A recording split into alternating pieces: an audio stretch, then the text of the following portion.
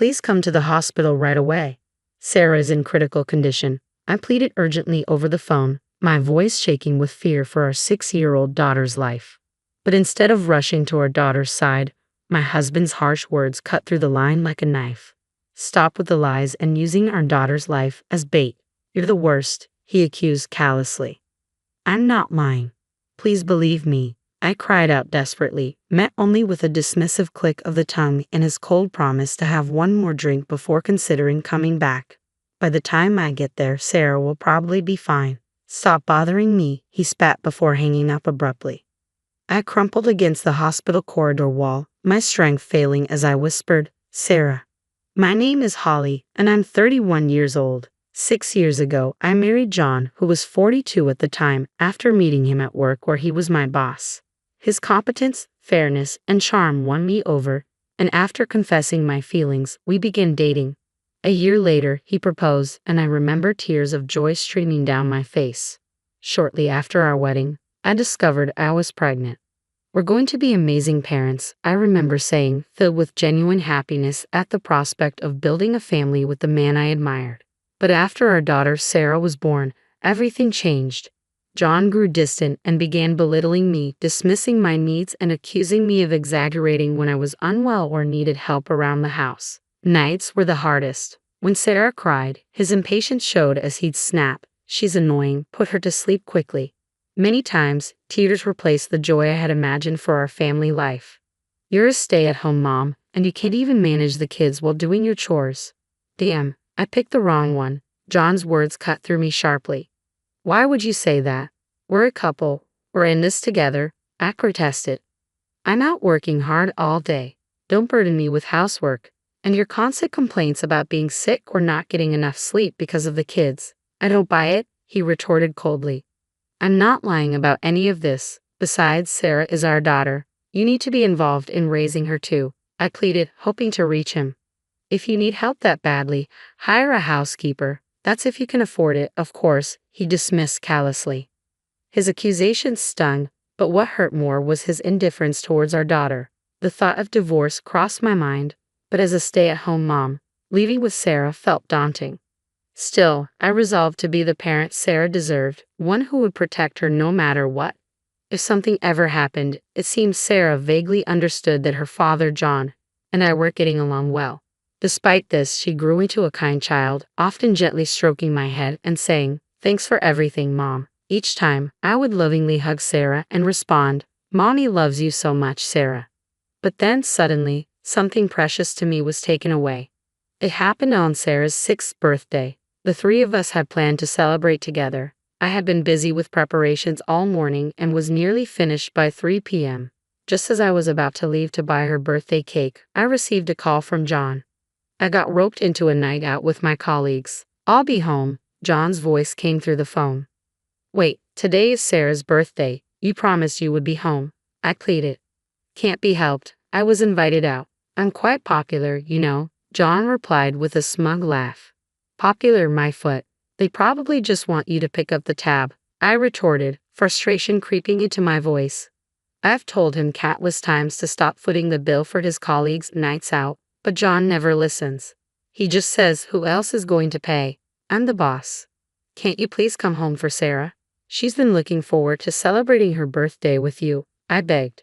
"Stop nagging. I'll get her a present. That should be enough," John dismissed. "Fine, whatever," I snapped, cutting the call abruptly with a loud slam of the receiver. Relief washed over me momentarily. I shouldn't let this get to me. Today is all about Sarah. I have to keep smiling, I thought to myself as I walked into the local bakery and picked out a strawberry cake, Sarah's favorite. With the cake in hand, all that was left was to wait for Sarah to return home. But as the evening wore on and the sun started to set, Sarah still hadn't come home. I tried to reassure myself, maybe she had lost track of time while playing with her friends. Just as I began to consider searching the neighborhood or calling the police, the phone rang. It was the police on the line. "Holly, there's been a traffic accident." "What about Sarah? Is Sarah okay?" "They've taken her to the hospital, but she's still unconscious. We're sorry for the delay in contacting you. It took some time to confirm her identity. I have to go to the hospital right away," the police officer informed me urgently. I regretted not leaving Sarah a note with my contact information, but dwelling on it wouldn't help now. Rushing to the hospital, my face drained of color, I silently prayed, "Please, God, let her be okay." At the hospital, a nurse broke the news to me. Sarah was in critical condition. The strength drained from my body, and I collapsed to the floor. Just this morning, she had been fine, going to school like any other day. This wasn't supposed to happen. I struggled to convince myself it was all a terrible dream. But the steady beeping of the machines monitoring my daughter's unconscious form brought me back to harsh reality. "I need to call John," I muttered, stepping out of the room to dial my husband's number. "What? It's you again? Don't bother me while I'm out drinking." John's voice slurred through the phone. "Sarah got in an accident and she's at the hospital. It could be serious. Get here now." John scoffed, dismissing it.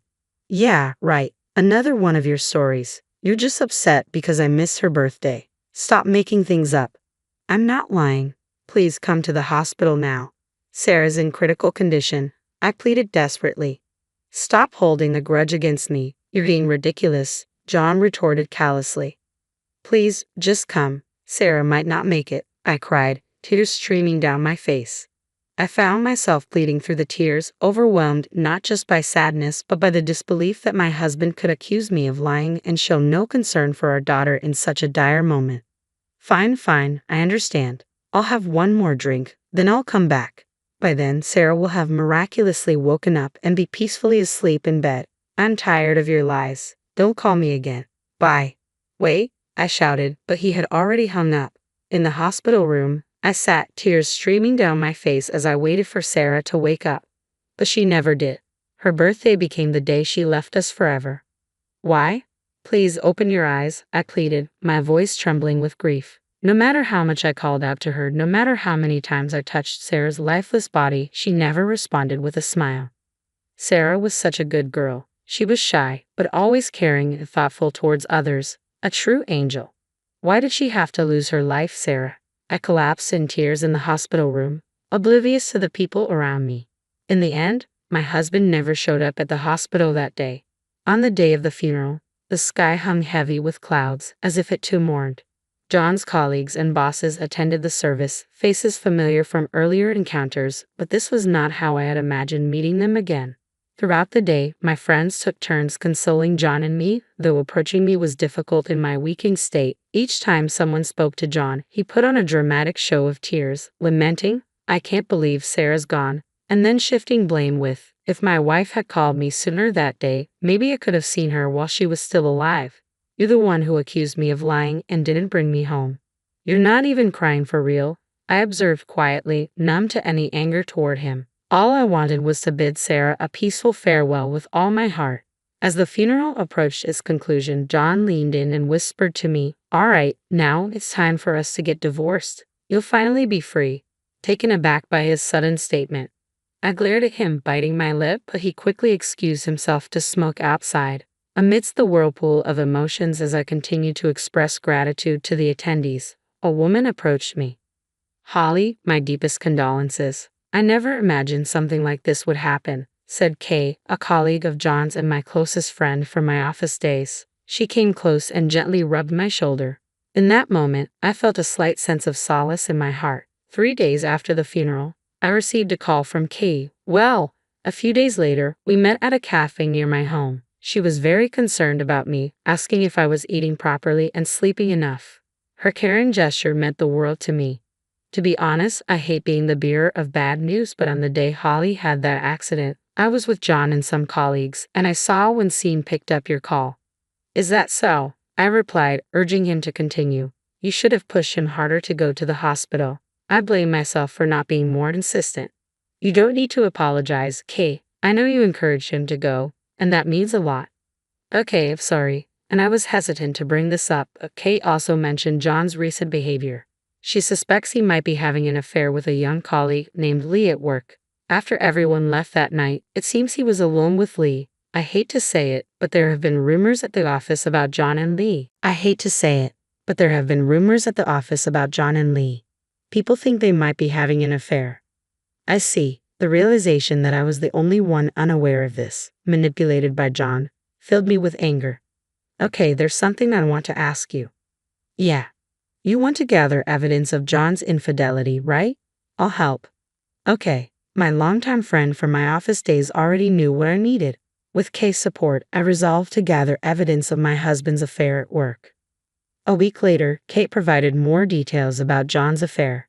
She revealed that John and his mistress openly flirted at work, often leaving together after hours and disappearing into a hotel district. Kate had followed them, capturing photos and videos of their encounters. Thank you for all of this, Kate, I said, struggling to hold back tears as I forced a smile at her words of concern. Holly, are you okay? If there's anything else I can do to help, just let me know. That night, I confronted my husband with signed divorce papers. Let's get a divorce, please, I told him firmly. Lucky me. I wanted to break up with you too, he replied callously. So, I'm asking for $30,000 in compensation from both of you.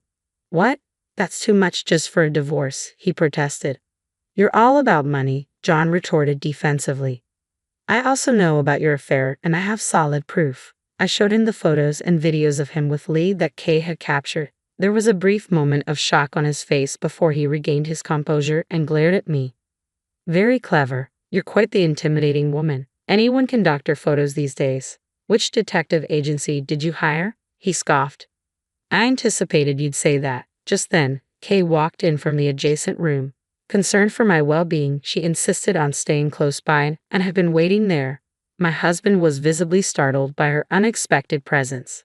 These photos and videos are genuine. I took them myself, Kay affirmed firmly. You're the absolute worst. Our daughter has passed away, and you're cheating too. If you don't confess, I'll report it to our boss. Please don't do that. So, you admit to cheating then? Yeah, I guess, my husband admitted reluctantly, his face contorted with discomfort. All right, so we're getting divorced. Make sure you pay me alimony. Despite admitting to the affair, John still refused to pay alimony. If you're going to be this stubborn, I'll consult a lawyer. Do you, a housewife, even have the money to hire a lawyer? I've been working online all this time, saving up to support Sarah on my own in case we ever got divorced. I intended to use that money for her, but now I'll use it against you. Until now, John had looked down on me. Even when I confronted him with proof of his affair, he appeared unfazed. But suddenly, panic crept into his expression. Wait, hold on. This is some kind of joke, right? Huh? If you think this is a joke, try me. I won't settle for a half-hearted agreement, I stated coldly. At my firm words, John dropped to his knees, pleading desperately. I only started seeing Lee because she made advances towards me. It's not my fault, he began, offering excuses. I can't afford to pay alimony. Please reconsider. He bowed his head to the floor, tears streaming down his face. Yeah, and I'm sure those tears are just for show. Goodbye, I said, brushing off my husband as I grabbed the Boston bag I had packed and left home with Kay. Later, I hired a lawyer and successfully filed for divorce and damages. I managed to secure $25,000 in damages from Lee as well. John lost his family, his money, and was promptly dumped by Lee. Who said I'd only dated you because you had money? Lee retorted. I never expected things to end up like this, John lamented. And when our affair at the office was exposed, we were called in by the CEO, and as Kay told me, transferred to different rural areas. Following my divorce, I moved back to my parents' house and continued working from home. Sarah was laid to rest in our family cemetery back home. While I still mourned deeply, I resolved to live out my remaining years quietly and peacefully.